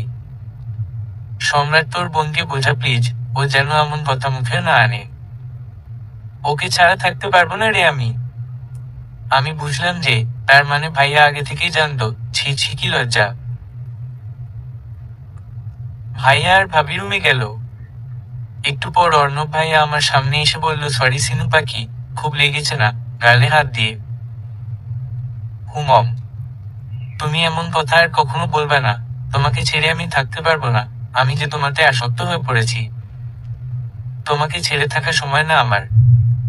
আমি কিছু না বলে ওনাকে জড়িয়ে ধরে কেঁদে উঠলাম। সত্যি কি এত ভালোবাসা আমার কপালে সইবে? উনি 2 হাত দিয়ে মাথা ধরে আমার কপালে আলতো করে ওনার ঠোঁটের পরশ এঁকে দিল। কেন সইবে না? তুমি তো অসাধ্য কিছু চাইছো না। তুমি ঠিক থাকলে আমি তোমায় নিয়ে হারিয়ে যেতে পারি কোনো এক জঙ্গলে, বলেই হেসে উঠল। সাথে আমিও হাসলাম। মানুষটা পারেও বটে। এত কিছুর মধ্যেও আমাকে রাগিয়ে আবার হাসাবে। আর কিছু বললে বলবে, তোমাকে রাগলে অনেক ভালো লাগে এই জন্য রাগাই, তবে রেগে যাওয়া থেকে হুট করে হেসে উঠলে আরো অনেক বেশি ভালো লাগে। তাই রাগানোর পর হাসাই। ওনার কথা শুনে কি বলবো, ভাষা নেই। সকালে খাওয়া দাওয়া করে বেরিয়ে পড়লাম ভাইয়ার সাথে। অর্ণব ভাইয়া আসতে চেয়েছিল কিন্তু কাজ পড়ে যাওয়ায় আসতে পারল না। তবে অসংখ্যবার ফোন দিয়ে খবর নিচ্ছে। চলবে কিছু কথা। এটা রোমান্টিক গল্প, তাই কোনো প্যাচ রাখতে চাইছি না। ওদের কাহিনী দিচ্ছি। হয় হ্যাপি এন্ডিং হবে, না হয় স্যাড। আমি স্যাড করতে চাচ্ছি। আপনাদের কি ইচ্ছা? কেটে যায় আরো কিছুদিন। সেদিন ভাইয়া আমাকে রেখে যাওয়ার পর মনটা ভীষণ খারাপ করছিল। বারবার মনে পড়তেছিল ওখানে কাটানো দিনগুলির কথা। সবাই মিলে ঘুরতে যাওয়া, ওই ছাদে কাটানো সময়। কাল আমার জন্মদিন। আগেরবার এই দিনটাতে ভাইয়া আমার সব ফ্রেন্ডদের নিয়ে এসেছিল বাড়িতে। সবাই মিলে কত মজা করেছি, অথচ এবার ভাইয়া একবার ফোনও দিল না আমায়। ভাবিও তো জানতো, ভাবিও ফোন দিল না। এমনকি অর্ণব ভাইয়া, উনি খুব ভালো করেই জানতো আমার জন্মদিন কবে, আর উনি কিনা আমার সাথে কথা বলছে না। কি এমন ব্যাড ওনার? সবটা ভেবে কান্না পাচ্ছে। সবাই কেমন যেন পর হয়ে গেছে। কেউ ভালোবাসে না আমাকে।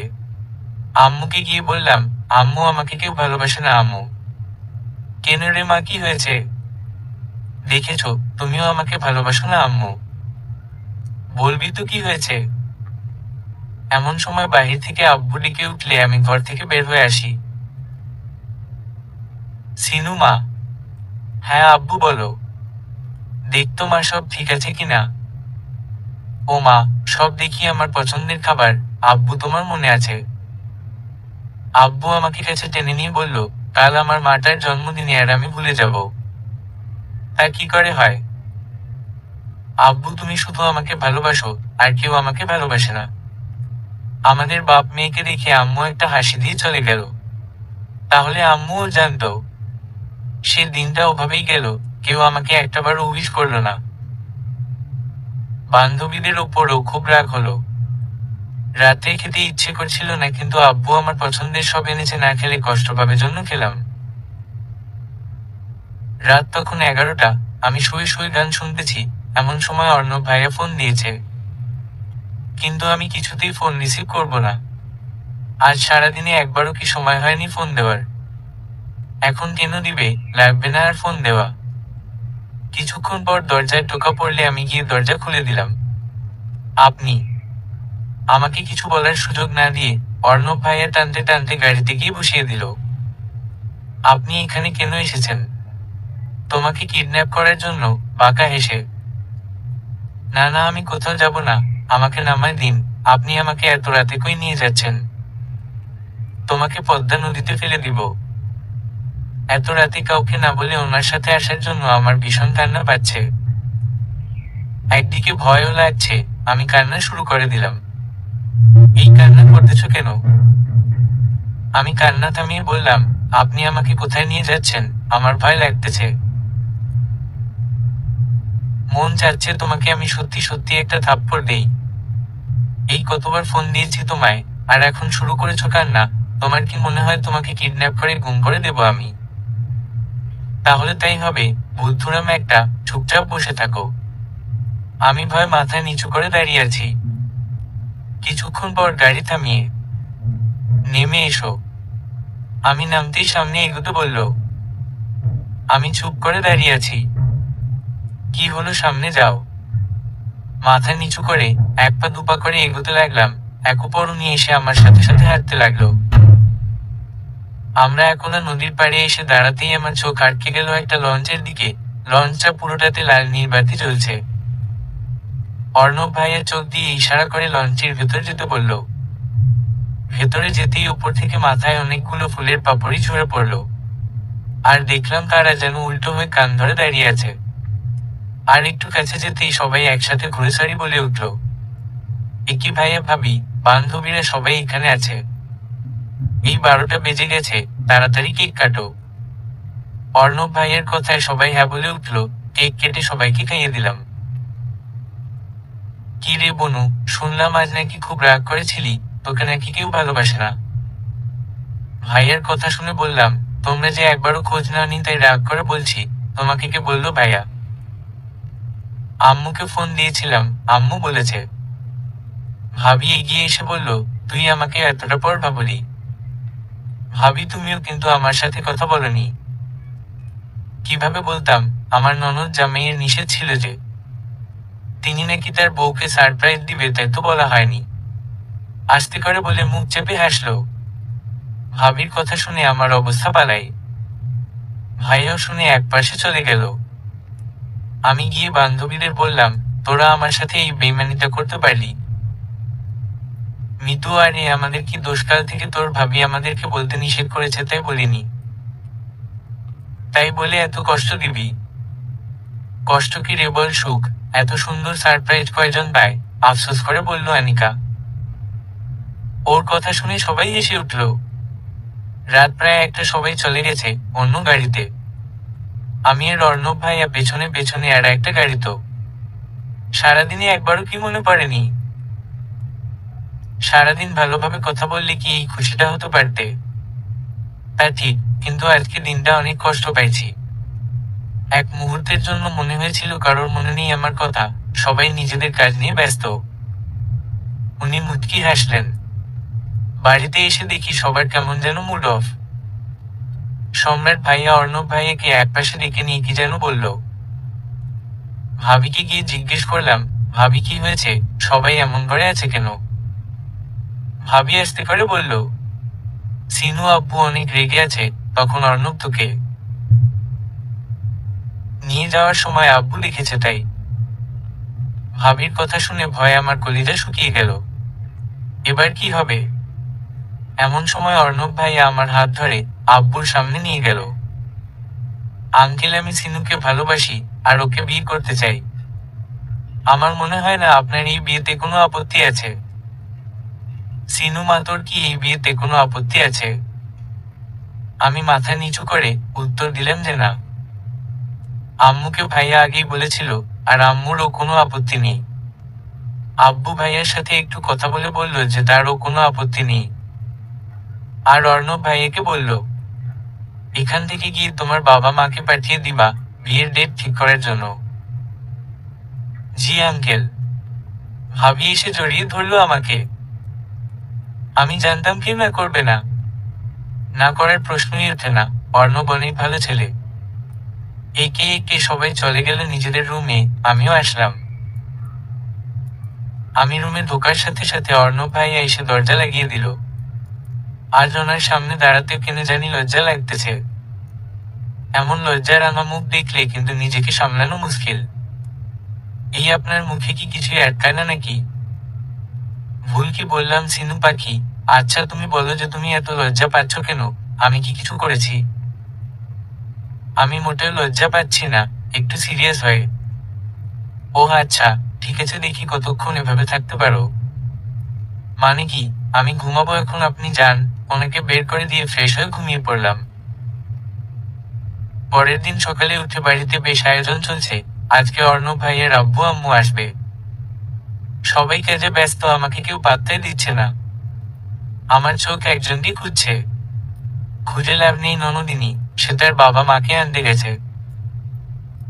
ভাবির কথা শুনে ঘরে চলে আসলাম, কেন জানি না মনটা কেমন করছে। ওনাকে একবার দেখতে ইচ্ছা করতেছে।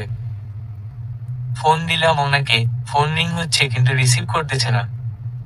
কয়েকবার দিলাম তবুও রিসিভ করলো না। বাহিরে যেতেই আব্বু বলল, তাড়াতাড়ি হসপিটালে যেতে হবে। ভাবিকে বললাম তার কি হয়েছে, ভাবিও কিছু জানে না। এখন আব্বুকে কিছু জিজ্ঞেস করা যাচ্ছে না। ভাইয়াও নেই।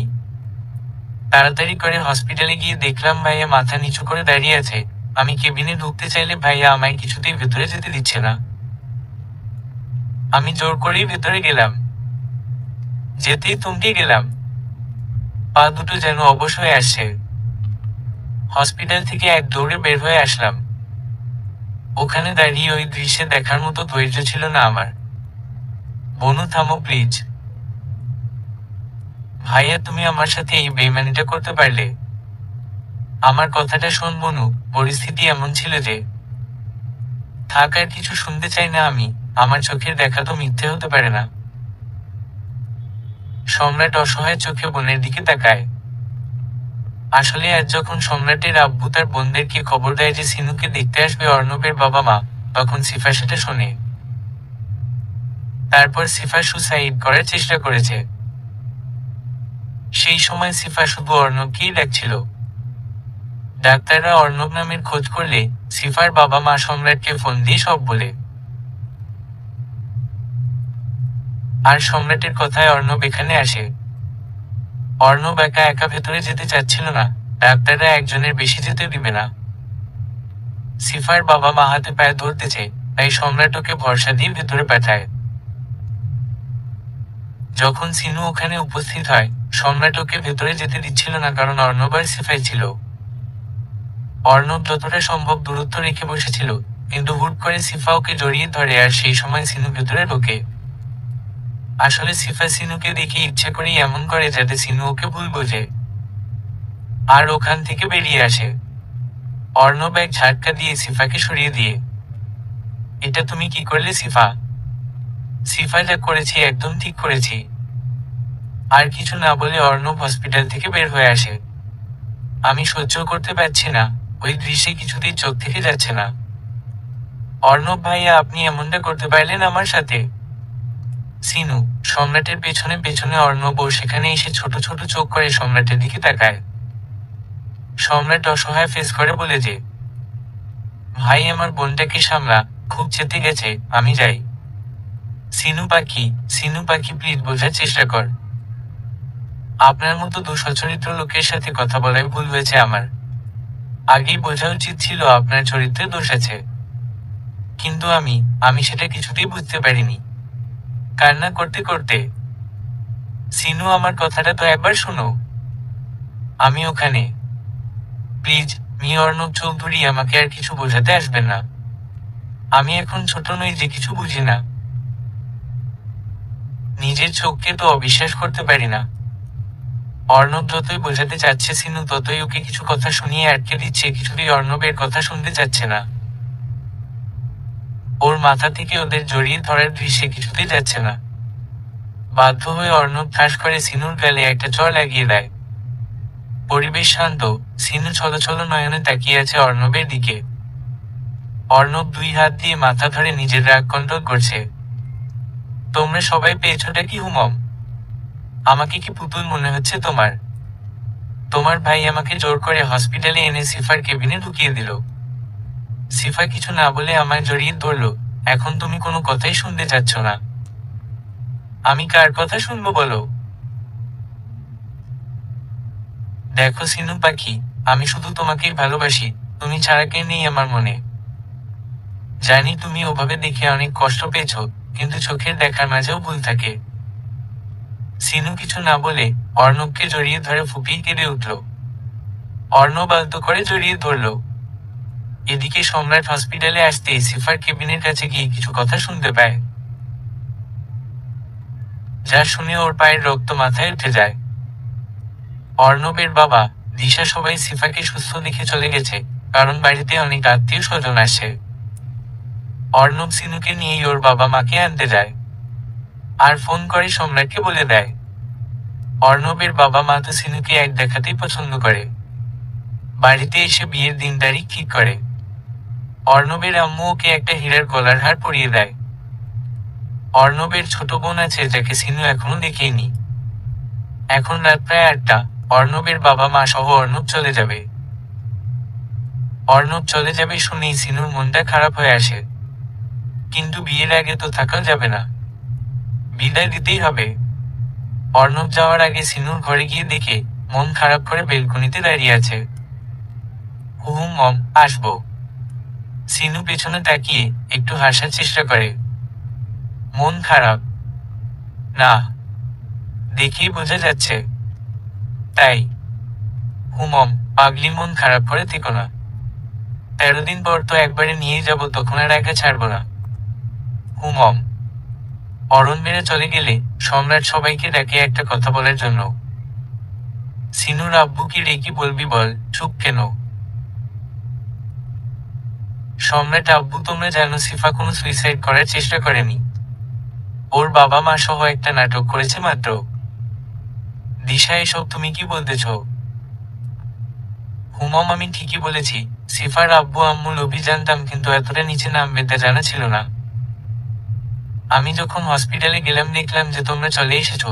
আমি ভেতরে ঢুকতে যাব এমন সময় কিছু কথা কানে আসে, তা থেকে স্পষ্ট বোঝা গেল সবটাই সাজানো নাটক। এখানেও এসে আবার নাটক করতো, কিন্তু আমি গিয়ে ডাক্তারকে বলেছিলাম যে পুলিশকে বলে দেব সপ্তাহে, ডাক্তার সব স্বীকার করেছে। এজন্য ওরা আর এখানে আসেনি। সবটা শুনে সবাই কেমন যেন শক খেয়েছে। এতটা নিচে নামতে পারলো ওরা।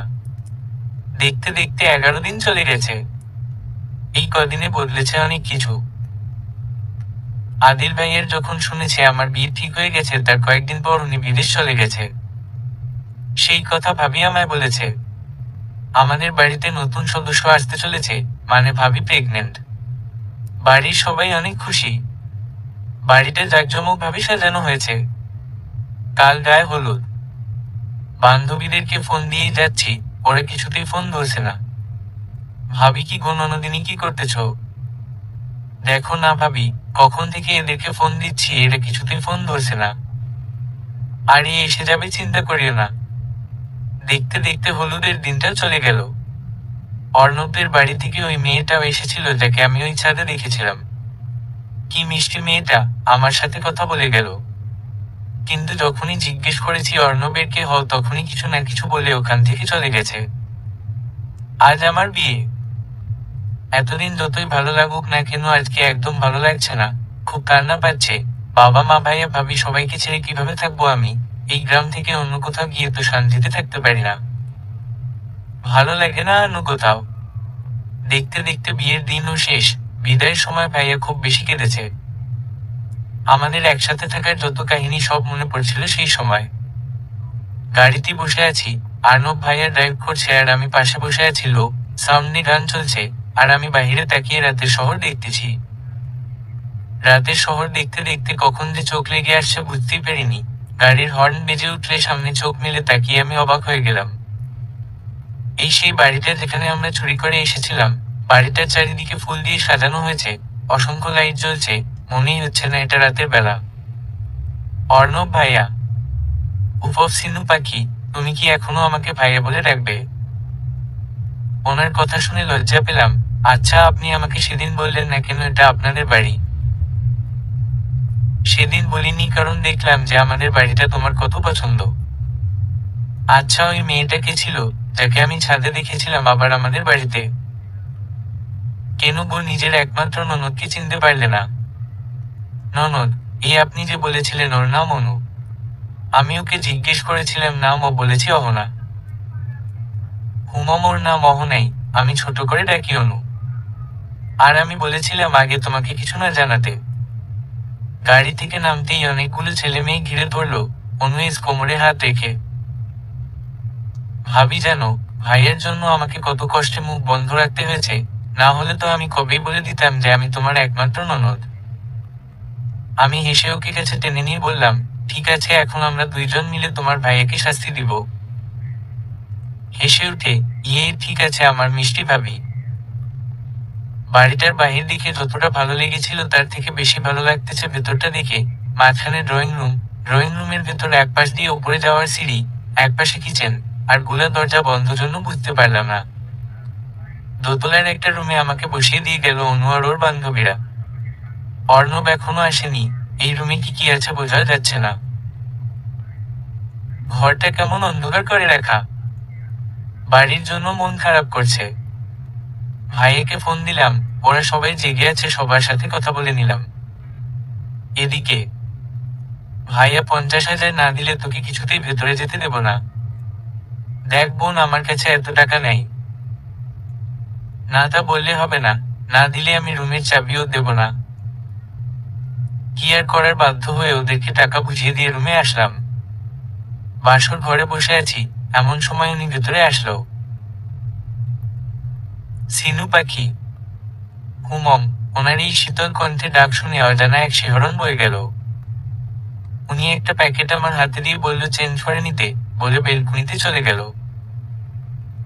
আমি আস্তে করে নেমে ওয়াশরুমে গিয়ে দেখলাম হালকা সিল্কের কালো একটা শাড়ি আর হালকা কিছু জুয়েলারি। চেঞ্জ করে রুমে আসতেই উনি আমার কোলে তুলে নিল। কি করছেন কি? হুস, কোনো কথা হবে না, ছাদে যাব। ছাদের কথা শুনতেই মনটা ভালো হয়ে গেল। এই সেই প্রিয় ছাদ, যেটা দেখে আফসোস করতাম আজ কিনা সেই ছাদটাই আমার নিজের। শ্বশুর বাড়ি হলেও একসময় সেটাই মেয়েদের নিজের হয়। বাবার বাড়িতে 20 বছর 25 বছর নিজের বাড়ি বলে পার করে দিলেও বিয়ের পর সেই বাড়িতেই আত্মীয় হয়ে আসতে হয়। ছাদে সেই দোলনায় বসিয়ে দিল আমাকে। ছাদেও অসংখ্য লাল নীল বাতি জ্বলছে, আর ফুলের মিষ্টি সুগন্ধ বের হচ্ছে। অর্ণব এক দৃষ্টিতে আমার দিকে তাকিয়ে আছে। তা দেখে বললাম, এভাবে তাকিয়ে আছেন যে? দেখছি। কি? আমার চাঁদ কে? হ্যাঁ তো, বলে উঠে যেতে ধরলে ইনি পেছনে থেকে হাত দিয়ে কোমর চেপে ধরল। হালকা কেঁপে উঠলাম। উনি একটানে আরো কাছে নিয়ে আসলো, তারপর আচমকা মাথার পেছনে এক হাত দিয়ে ধরে ওষ্ঠদ্বয় দখল করে নিল। কিছুক্ষণ পর ছেড়ে দিয়ে মুখিয়ে আসলো। এদিকে আমার তো লজ্জায় মাটিতে ঢুকে যেতে ইচ্ছে করছে। বেশ ঠান্ডাও লাগতেছিল আমার। শুনুন না, আমার ঠান্ডা লাগতেছে। বলার সাথে সাথে উনি আমায় কোলে তুলে নিলেন, তারপর নিচে নেমে আসলেন। রুমে ঢুকে আমাকে বিছানায় রেখে দরজা লাগিয়ে দিলেন। তারপর আস্তে আস্তে আমার কাছে আসলেন। উনি যত কাছে আসছে আমার হার্টবিট তত দ্রুত চলছে। উনি এসে জড়িয়ে ধরে গলায় মুখ ডুবিয়ে দিলেন, তারপর এক হাত দিয়ে শাড়িটা সরিয়ে দিয়ে পেটে হাত দিয়ে স্লাইড করতে লাগলেন। আস্তে করে নেশালো কণ্ঠে ডেকে উঠলেন, সিনু পাখি। মম। আমি কি? আমি বুঝে গেলাম উনি কি বলতে চাইছে, আর ওনাকে বাধা দেওয়ার শক্তি নেই আমার কাছে। চোখ বন্ধ করে 2 হাত দিয়ে ওনার পিঠ জড়িয়ে ধরলাম। আমি আমার উত্তর পেয়ে গেছি সিনু পাখি। তারপর দুজন মানুষ ডুব দিল ভালোবাসার সাগরে। পূর্ণতা পেল সিনু অর্ণবের ভালোবাসা। কেটে যায় 5টি বছর। এতদিনে অনেক কিছু বদলে গেছে। সম্রাট ভাইয়ার একটা মেয়ে হয়েছে, উষা। বয়স 4 পার হয়েছে, 5 চলছে। মিষ্টি মিষ্টি কথা বলে। সিনু অর্ণবের ছেলে হয়েছে বছর 3 হলো, ঈশান। মূলত উষা আর ঈশান মিলিয়ে রাখা। মিতু, আনিকা, জোহা এদেরও বিয়ে হয়ে গেছে। সিফা আপুরও বিয়ে হয়েছিল, কিন্তু ঝগড়া করে 1 বছর নাগাদ বাবার বাড়িতে থাকছে। কাল অনুর বিয়ে, আজ সকাল থেকে অনেক ধকল গেছে। বাড়ির একমাত্র বউ বলে কথা। এদিকে ঈশানটা এত দুষ্টুমি করে যে কোনো জিনিস ঠিকভাবে রাখে না। হলুদের অনুষ্ঠান শুরু হতে যাচ্ছে, এদিকে আমি কানের একটা দুল খুঁজে পাচ্ছি না। ম্যাচিং গলার সেটের কানের দুল এখনই রাখলাম। ঈশান, ঈশান। এই তুমি এত জোরে আমার বাবাইকে ডাকতেছ কেন, মূর্খী মহিলা? কি বললে তুমি? না মানে, এই যে তোমার কানের দুল, এটা ঈশানের হাতে ছিল। শুধুমাত্র এখন দেরি হচ্ছে জন্য তোমরা বাপ ছেলে বেঁচে গেলে, না হলে তোমার খবর হতো। আমাকে মূর্খী বলেছ তাই না? দাঁতে দাঁত চেপে কথাগুলো বলে সিনু বাহিরে গেল। তুমি কেন বুঝো না সিনু পাখি, তোমাকে রাগাতে যে আমার খুব ভালো লাগে। রাগলে তোমাকে ঠিক কতটা ভালো লাগে আমি বোঝাতে পারবো না। তোমার রাগ, হাসি সবটাই ভালো লাগে সিনু পাখি। বাবাই। বলে, এই তো আমার বাবাইটা এসেছে। চলো বাবাই, আমরা নিচে গিয়ে দেখি তোমার আম্মুটা কি করতেছে। অর্ণব ঈশানকে কোলে নিয়ে নামতেই দেখতে পেল সিনু ওর ভাবির সাথে কথা বলছে আর হাসছে। উফ, আর কত রূপ দেখাবে তোমার সিনু পাখি, আমি যে বারবার হারিয়ে যেতে চাই তোমার ওই হাসিতে। অনেকদিন পর তোমাকে আবার বউয়ের সাজে দেখতে ইচ্ছা করতেছে বউ। কানের কাছে এমন কথা শুনে চোখ বড় বড় করে তাকালো সিনু। তারপর ভেঙচি কেটে বলল, বুড়ো বয়সে বিমূর্তি। সিনুর কথা শুনে অর্ণব নিজের দিকে তাকিয়ে আশেপাশে দেখল। আচ্ছা, আমি কি বুড়ো হয়ে গেছি? কিন্তু আশেপাশের মেয়েগুলো তো ঠিকই হা করে তাকিয়ে আছে দেখছি। ওরা দেখছে যে এই বুড়োটা কই থেকে আসছে। বলি খিলখিল করে হেসে উঠল। আর অর্ণব এক দৃষ্টিতে তাকিয়ে দেখছে তার প্রিয়তমার হাসি। সমাপ্ত।